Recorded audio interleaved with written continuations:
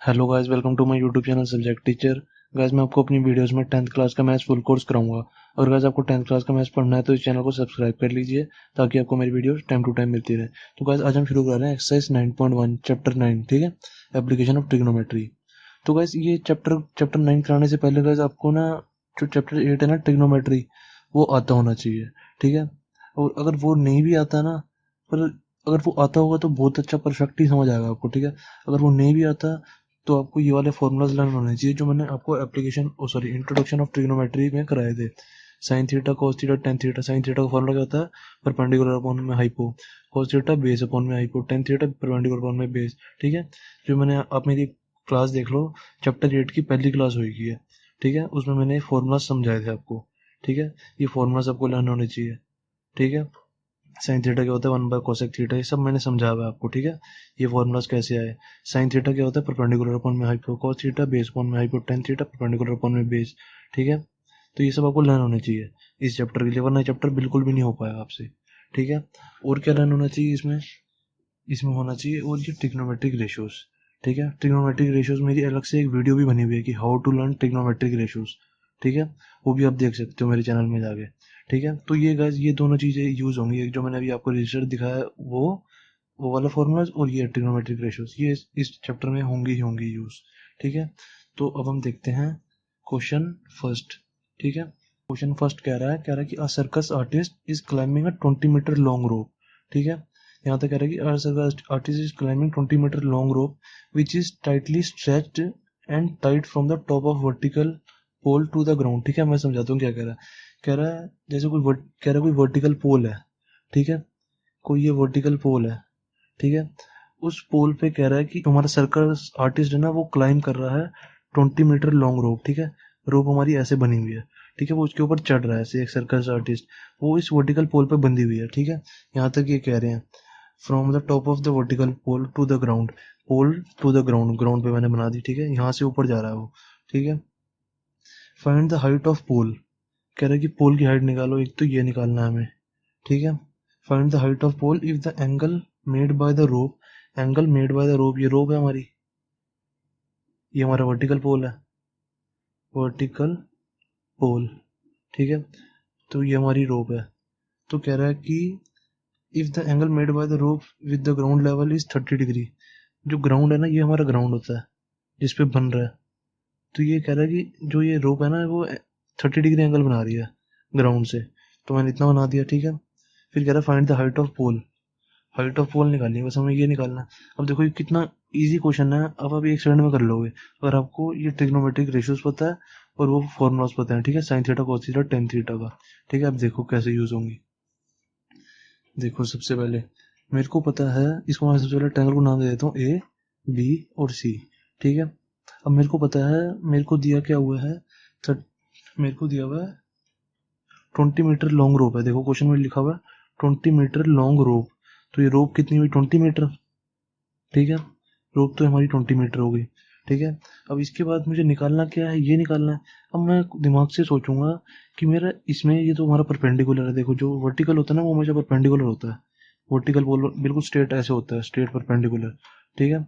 तो वो मुझे परपेंडिकुलर होता है। मैंने कहा कि एक ये हमारा परपेंडिकुलर है, एक ये हमारा हाइपो है, ठीक है। मैंने कहा इसके बीच में क्या रिलेशन होता है?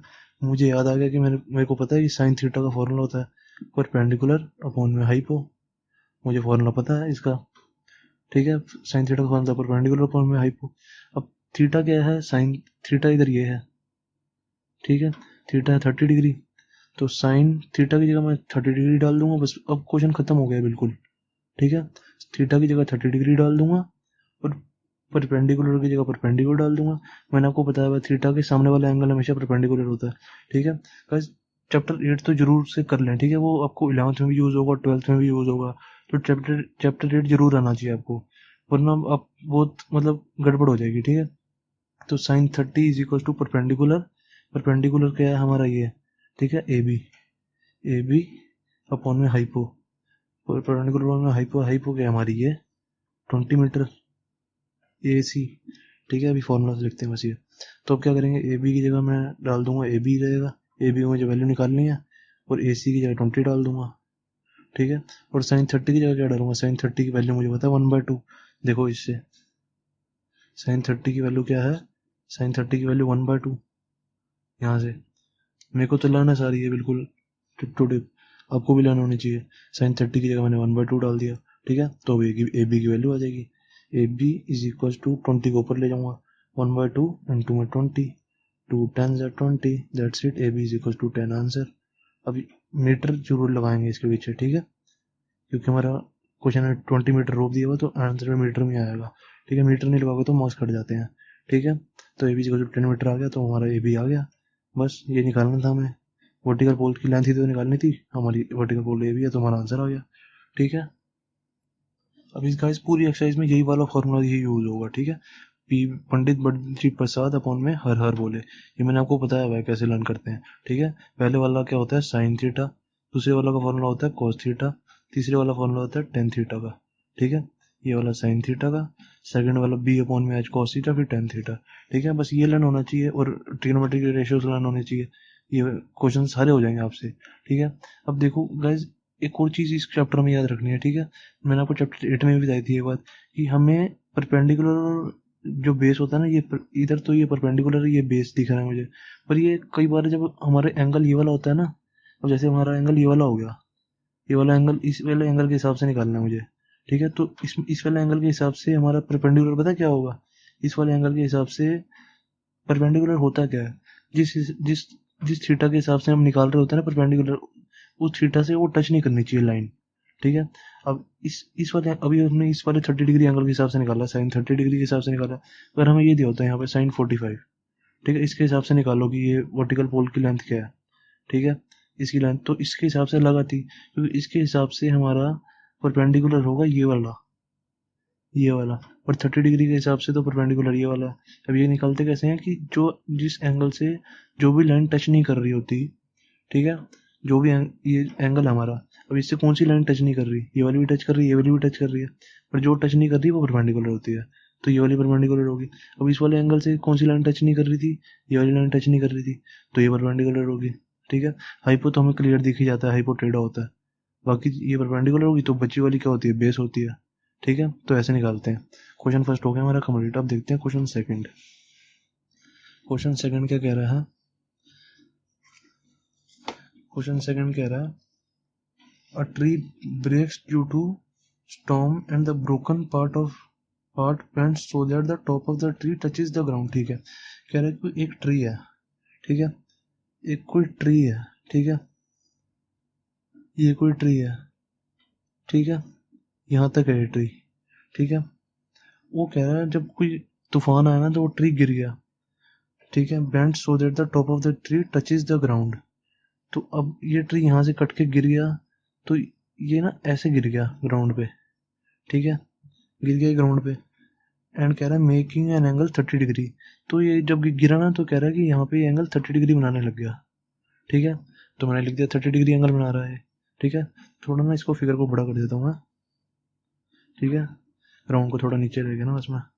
तो जब ये पेड़ गिरा तो ऐसे गिर गया, तो एंगल क्या बन गया, 30 डिग्री, ठीक है, ग्राउंड से यहाँ तक कह रहा है। फिर कह रहा है the distance between the foot of the tree to the point, foot of the tree क्या है ये, to the point where the top touches the ground. कह रहा है जो इसके बीच और जो पेड़ गिरा है ना ग्राउंड में, उसके बीच का डिस्टेंस कह रहा है, वो डिस्टेंस है 8 मीटर, ठीक है, ये 8 मीटर है।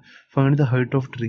अब हमें ट्री की हाइट निकालनी है, मतलब कि हमें ये पूरा निकालना, हाइट असली ट्री की तो ये थी पूरी, जैसे ये मैंने ए ले लिया, ये बी ले लिया, ये सी ले लिया, और इस पॉइंट को डी ले लिया, पर असली हाइट क्या थी ट्री की, बी डी, ये पूरी हाइट थी ट्री की। अब इतना वाला पार्ट गिर के ऐसे नीचे गिर गया यहाँ पे, ठीक है, और हमें ट्री की हाइट तो पूरी निकालनी पड़ेगी। और ट्री की हाइट पूरी पूरी कैसे निकालूंगा, देखो ये वाला पार्ट जो है हमारा, ये वाला पार्ट AC के इक्वल नहीं होगा, क्योंकि ये वाला पार्ट तो नीचे गिरा है ऐसे करके, ठीक है, ऐसे करके ये वाला पार्ट ही तो ऐसे नीचे गिरा है, ठीक है, ये वाला पार्ट ऐसे नीचे गिरा है, तो ये AC और AD तो इक्वल ही होगा, तो हम AC निकाल लेंगे AD की जगह, ठीक है। तो मतलब मैं ये वाली साइड और ये वाली साइड निकाल लूँ तो मेरा आ जाएगा हाइट, इन दोनों की हाइट प्लस कर दूंगा तो ट्री की हाइट आ जाएगी। अब देखो कैसे करूँगा, बहुत ईजीली करूँगा। देखो अब मुझे पता है कि मुझे ये दिया हुआ है, ये वाली साइड दी हुई है और ये वाला एंगल दिया हुआ है, तो परपेंडिकुलर तो ये वाला हो गया हमारा ए बी वाला, ठीक है, ये परपेंडिकुलर हो गया, तो ये बेस हो गया, ठीक है। तो अब देखो, अब मुझे निकालना है, सबसे पहले मैं ये वाली साइड निकालता हूँ, तो मैं इसको एक्स ले लेता हूँ, ठीक है, इसको ले लेता हूँ वाई, ए सी को। तो अब देखो कैसे करूँगा। अब मैंने सोचा कि इसमें जो हमें दिया हुआ है ना, उसमें और जो निकालना होता है उसमें रिलेशन निकालते हैं, ठीक है। हमें दिया गया हुआ है 8 मीटर, ठीक है, बी सी दिया हुआ है हमें, तो इस जो दिया हुआ है और जो निकालना है उसमें रिलेशन बनाते हैं। तो मैंने सोचा इसमें और इसमें क्या रिलेशन है, ये बेस है, ये परपेंडिकुलर है। मैंने कहा परपेंडिकुलर अपॉन में बेस फॉर्मूला होता है टेन थीटा का, ये देखो टेन थीटा का फॉर्मूला क्या है, परपेंडिकुलर में बेस। तो मैंने लिखा tan theta is equal to perpendicular upon में बेस। तो परपेंडिकुलर क्या है हमारा एक्स, और बेस क्या है हमारा 8, ठीक है। तो टेन थीटा भी क्या है हमारा 30 डिग्री। तो tan thirty is equal to कितना हो गया, एक्स बाय 8, ठीक है।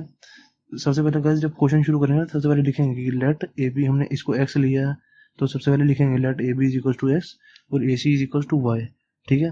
हम हमेशा क्वेश्चन ऐसे करते हैं कि बोर्ड में किसी को कुछ नहीं आता, हमें उसको सब कुछ समझाना है, ठीक है, वरना वो नंबर काट लेता है, ठीक है। तो सबसे पहले लिखेंगे let A B is equal to X और A C is equal to Y. तो tan thirty is equal to x by 8 आ गया हमारा। अब टेन थर्टी क्या होता है, टेन थर्टी मुझे पता है 1/√3 होता है, 1/√3 होता है, चाहे आप देख लो, ये लो, tan thirty is equal to 1/√3, ठीक है। तो टेन थर्टी की जगह मैंने 1/√3 लिख दिया, is equal to x by 8, ऐसे कैसी। एक्स की वैल्यू मैं निकालता हूँ, सबसे पहले एक्स की वैल्यू क्या आएगी, एक्स इज इक्वल टू 8 ऊपर चला जाएगा तो कितना आ जाएगा 8/√3, ठीक है। अब गाइस एक चीज़ याद रख लो, कभी भी हम ना √3 को नीचे नहीं रखते, कभी भी हम √3 कभी भी डिनोमिनेटर में नहीं होता, चाहे कुछ भी हो, ठीक है, अच्छा नहीं लगता लिखा हुआ। तो सबसे पहले हम इस √3 को रैशनलाइज करेंगे। रैशनलाइज कैसे करते हैं, जब भी नीचे √3 हो ना, तो उसको √3 से मल्टीप्लाई कर देते हैं, ठीक है। जैसे अगर होता हमारा एक्स बाय √2 होता, तो मैं √2 इंटू √2 कर देता, √2/√2, ठीक है, ऐसे मल्टीप्लाई कर देते हैं। नीचे वाला जो टर्म होता है ना, उसको ऊपर नीचे दोनों तरफ मल्टीप्लाई कर देते हैं, ठीक है। तो अब इसको सॉल्व करेंगे, क्या आएगा, इज इक्वल टू 8√3 बाय, अब √3 इंटू √3 क्या होता है, मैंने आपको बताया था, रूट एक्स इंटू में रूट एक्स हमेशा एक्स होता है, ठीक है। तो √3 इंटू में √3 कितना होगा, 3, ठीक है। तो √3 इंटू में √3 3 हो गया, तो ये होगी हमारी 8√3/3, ठीक है। अब ऐसे ही वाई की वैल्यू निकालूंगा। अब वाई की वैल्यू कैसे निकालूंगा, अब मैं सोचूंगा सबसे पहले कि मेरे को अब जो दिया हुआ है और जो निकालना है उसके बीच में रिलेशन क्या बन रहा है, ये हमारा बेस है, ये हमारा बेस है और ये मेरा हाइपो है। तो मुझे याद आया, बेस अपॉन में हाइपो किसका फॉर्मूला होता है, ये देखो, बेस अपॉन में hypo cos theta, base upon में हाइपो कॉस थीटा, तो मुझे याद है cos theta is equal to base upon में हाइपो होता है। तो मुझे दिया हुआ है और जो निकालना है उसके बीच में रिलेशन क्या हो रहा है, बेस और हाइपो, बेस अपॉन में हाइपो, ठीक है। तो मैं इसको लिख दूंगा cos 30 degree is equal to base upon में हाइपो। तो बेस अपॉन में हाइपो क्या आएगा, हमारा बेस क्या है हमारा 8 मीटर, अपॉन में हाइपो हमें निकालनी है वाई, ठीक है। तो ये ऐसे हो जाएगा। अब cos 30 की वैल्यू क्या होती है, cos 30 की वैल्यू होती है हमारी √3/2 इज इक्वल टू 8/y। तो y कितना आ गया हमारा, तो इस y को इस क्रॉस मल्टीप्लाई कर देंगे ना, ऐसे ऐसे क्रॉस मल्टीप्लाई कर देंगे तो y इस साइड चला जाएगा, क्या आ जाएगा ये √3/2 y इज इक्वल टू 8, ठीक है, ये आ गया हमारा। तो y क्या आ जाएगा, यहाँ से y आ जाएगा y इज इक्वल टू 8, 2 को ऊपर ले जाएंगे, 8 इंटू 2 डिवाइड बाई √3, ठीक है। ये आ गया हमारा 8, कितना आ गया ये आ गया हमारा 8 2 16, y इज इक्वल टू 16/√3, ठीक है, ये आ गया हमारा। अब मैंने कहा √3 के नीचे नहीं लिखते हम कभी भी, ठीक है, तो √3 से √3 को मल्टीप्लाई कर देंगे, ऐसे हम शम कर देते हैं, ठीक है। तो ये कितना आ गया, y is equal to 16√3, y √3 into √3 कितना हुआ 3, ठीक है। अब देखो हमारी x की वैल्यू भी आ गई, x की वैल्यू क्या आई थी हमारी, x थी है, और y की वैल्यू भी आ गई। अब हमें निकालना क्या, हाइट ऑफ ट्री, तो एक्स और वाई को प्लस कर देंगे, मैंने आपको बताया था इन दोनों को प्लस कर देंगे तो हाइट ऑफ ट्री आ जाएगी। तो हाइट ऑफ ट्री क्या हो जाएगी, is equal to x plus y. तो एक्स कितना है हमारा 8√3/3 प्लस y कितना है 16√3/3। तो कितना हो जाएगा, एलसीएम ले लो, खत्म हो गया क्वेश्चन।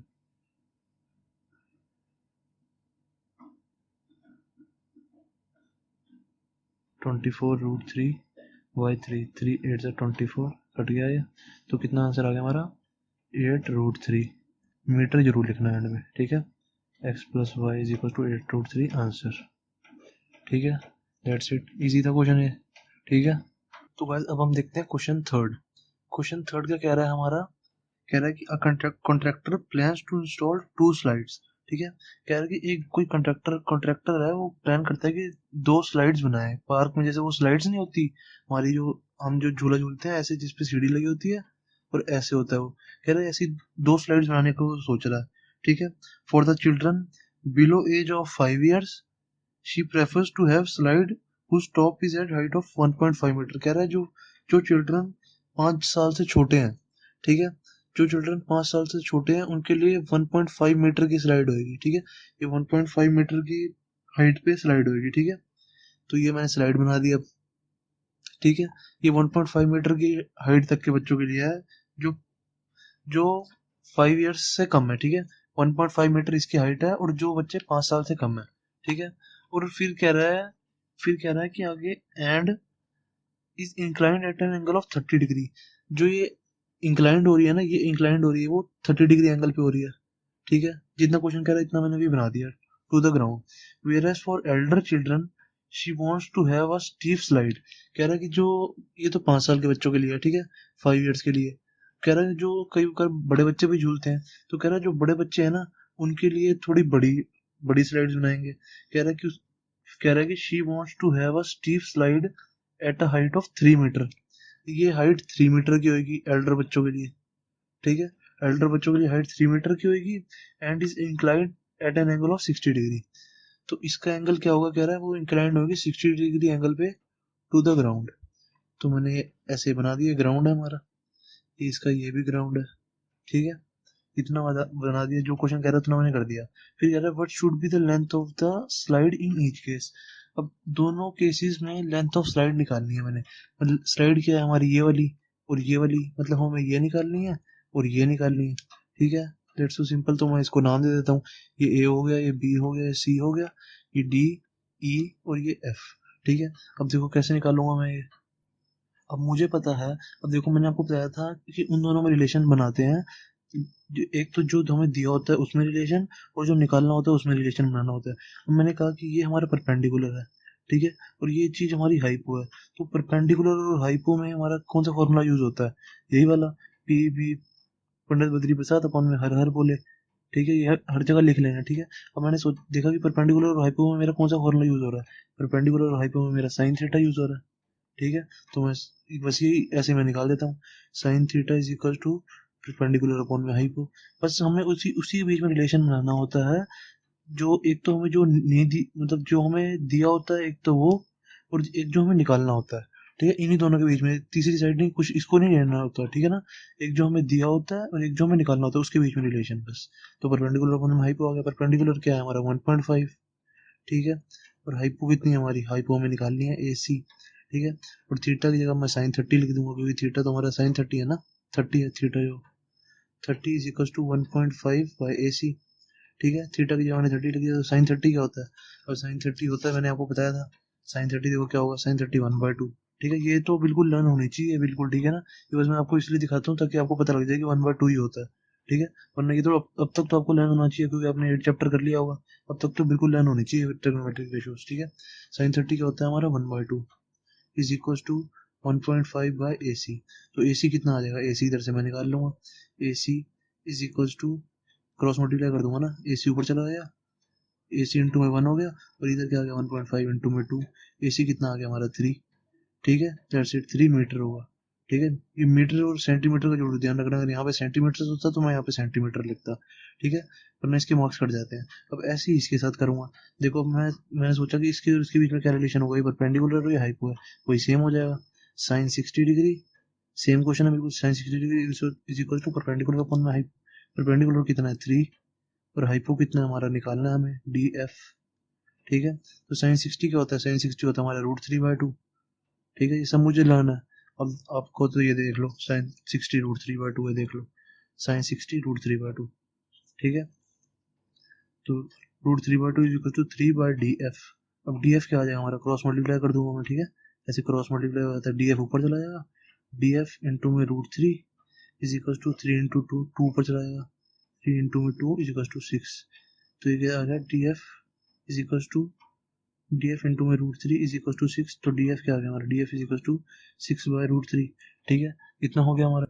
मैंने आपको क्या बताया था, कभी भी √3 नहीं लिखना डिनोमिनेटर में, तो इसको रैशनलाइज कर देंगे, √3 अपॉन में √3 से मल्टीप्लाई, तो क्या आ गया हमारा 6√3 डिवाइड बाई 3, 3 से 2 कट गया ये, तो आंसर में क्या आ गया 2√3। दैट्स इट, हमारा आंसर ये, ठीक है। एक ही आंसर और एक ही आंसर, यहाँ पे मीटर जरूर लगा देना, ठीक है। तो हमारे दोनों आंसर आ गए, डीएफ भी आ गई, ये वाली स्लाइड भी आ गई हमारी, और ये एसी भी आ गया हमारा। बस दैट्स इट, हमारा क्वेश्चन खत्म, ठीक है। अब बात देखते हैं क्वेश्चन 4, ठीक है। क्वेश्चन 4 क्या कह रहा है हमारा, क्वेश्चन 4 हमारा कह रहा है बस एक, मैंने एक चीज आपको बतानी थी, वो शायद मैं भूल गया बताना। अब देखो बस, तीन हमारी टर्म होती हैं, एक होता है मतलब 3 या 4 टर्म होती है, एलिवेशन, ठीक है, एक एलिवेशन होता है, एक हमारा डिप्रेशन होता है, ठीक है। इस चैप्टर में ये टर्म्स यूज होती हैं। और एक इंक्लिनेशन होता है, इंक्लिनेशन हमारा थर्ड क्वेश्चन में भी यूज हुआ था, बताता हूँ, ठीक है। एक होता है डिक्लिनेशन। तो बस एलिवेशन और डिप्रेशन, ये पहले पहले ये बताता हूँ, एलिवेशन और इंक्लिनेशन।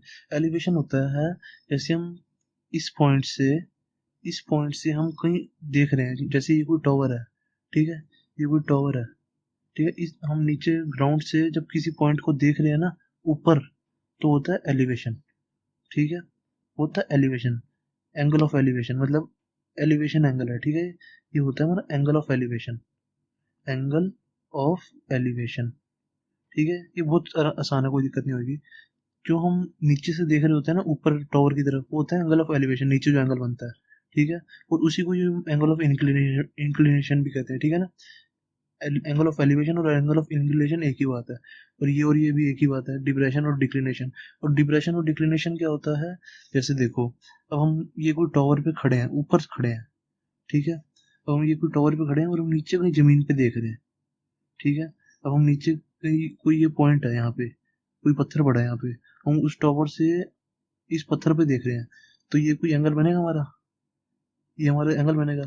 तो जो जहां से हम देख रहे हैं ना उसके सामने हमने ऐसे सीधी लाइन खींचनी है, ठीक है, जहां से हम देख रहे हैं। और जो ये एंगल बन रहा है नीचे, वो सीधी लाइन खींच देनी है जिस पत्थर को हम देख रहे हैं। तो ये एंगल जो होता है ना हमारा, ये वाला एंगल, ये होता है डिप्रेशन, ठीक है। डिप्रेशन या डिक्लिनेशन एक ही बात है, ठीक है। समझ आइए, दोबारा बता देता हूँ। जो हम ग्राउंड से देख रहे होते हैं ऊपर, जो नीचे एंगल बनता है ना, नीचे एंगल बनता है, ये इसके सामने भी हमने ऐसे सीधी लाइन खींच देनी है, ठीक है। तो नीचे जो एंगल बनता है वो होता है एंगल ऑफ एलिवेशन, ठीक है। और जो हम ऊपर से देख रहे होते हैं नीचे किसी पत्थर की तरफ या किसी भी चीज की तरफ, तो वहां पे जो एंगल बनता है वो डिप्रेशन बनता है, ठीक है। उसके सामने ऐसे सीधी लाइन खींच देते हैं और उससे जोड़ देते हैं ऐसे एंगल, वो होता है एंगल ऑफ डिप्रेशन, ठीक है। तो ये गाइस इस एक्सरसाइज में यूज होगा, ये शायद मैं बताना भूल गया था आपको, ठीक है। तो क्वेश्चन 4 हमारा क्या कह रहा है, क्वेश्चन 4 हमारा कह रहा है the angle of elevation of the top of tower from a point on the ground, the angle of elevation of the top of the tower, ठीक है। सबसे पहले कह रहा है ये कोई टॉवर है, ठीक है। तो इसका कह रहा है angle of elevation of the top of the tower from a point two the ground. एक ग्राउंड से कह रहा है इसका एंगल ऑफ एलिवेशन क्या है हमारा, ये फिगर बना लेते हैं पहले, ठीक है। From a point on the ground which is 30 metre away from the foot of the tower. और जैसे ये देखो, ये हमारा टॉवर था, ठीक है। कह रहा कोई पॉइंट है ग्राउंड पे, वो जो टावर का जो फुट है ना उससे 30 मीटर अवे है, तो हमने ये लाइन खींची, उसको कह दिया 30 मीटर, ठीक है। ये टावर का फुट है और उससे जो पॉइंट है उसकी कह रहे हैं दूरी 30 मीटर है, ठीक है। तो कह रहा है कि away from the foot of the tower is 30 degree. तो अब देखो, अब बस पूरा क्वेश्चन एकदम से पढ़ोगे ना तो उससे पता लग रहा है कि जो हमारा एंगल ऑफ एलिवेशन है ना वो 30 डिग्री है, ठीक है। देखो दिया हुआ है the angle of elevation of the top of the tower from a point on the ground, मतलब पॉइंट ऑन द ग्राउंड और टॉप ऑफ द टॉवर से जो नीचे ग्राउंड से जो हम ऊपर देख रहे हैं, तो वो कह रहे हैं एंगल ऑफ एलिवेशन 30 डिग्री बन रहा है। तो कह रहा है find the height of the tower, मतलब हमें यह निकालनी है। That's so easy. अब देखो कैसे, अब हमें किसके बीच में रिलेशन निकालना है, इसके बीच में और इसके बीच में। अब देखो, अब हमें सोचना है कि इसके और इसके बीच में क्या रिलेशन होगा। अब देखो, ये है परपेंडिकुलर और ये है हमारा बेस, ठीक है। अब इसके और इसके बीच में हमारा क्या रिलेशन होगा, तो हम पता लगाएंगे। देखो, परपेंडिकुलर और बेस, ये रहा परपेंडिकुलर और बेस। तो परपेंडिकुलर और बेस ये हमारा टेन थीटा होता है, ठीक है, ये हमारा टेन थीटा होता है। तो tan theta is equal to perpendicular upon में बेस, परपेंडिकुलर अपॉन में बेस। तो परपेंडिकुलर क्या है हमारा, ए बी, ठीक है, ए बी है ना, ए और बी हमारा परपेंडिकुलर अपॉन में बी। बी बेस कितना है हमारा, 30 मीटर, ठीक है, ऐसे लिखा। तो टेन थीटा क्या है हमारा, थीटा क्या है हमारा 30 डिग्री, तो 30 डिग्री लिख देंगे यहाँ पे। Tan 30 degree is equal to A B upon में 30, ठीक है। अब देखो टेन 30 क्या होता है, टेन 30 मुझे पता है 1/√3 होता है, ठीक है। टेन 30 की जगह मैं 1/√3 लिख दूंगा, is equal to A B by 30। तो ए बी कितना हो गया हमारा, ए बी हो जाएगा यहाँ से, ए बी 30 ऊपर ले जाएंगे हम, 30 ऊपर ले जाएंगे तो क्या हो जाएगा 30/√3। अब रूट नीचे रूट में लिखना, मैंने बताया था आपको, तो रैशनलाइज कर देंगे, ठीक है। तो क्या आ गया 30√3, A B is equal to 30√3 by √3 into √3, 3 10 30। तो क्या आंसर आ गया हमारा 10√3। दैट्स इट, ये हमारा आंसर है, ठीक है।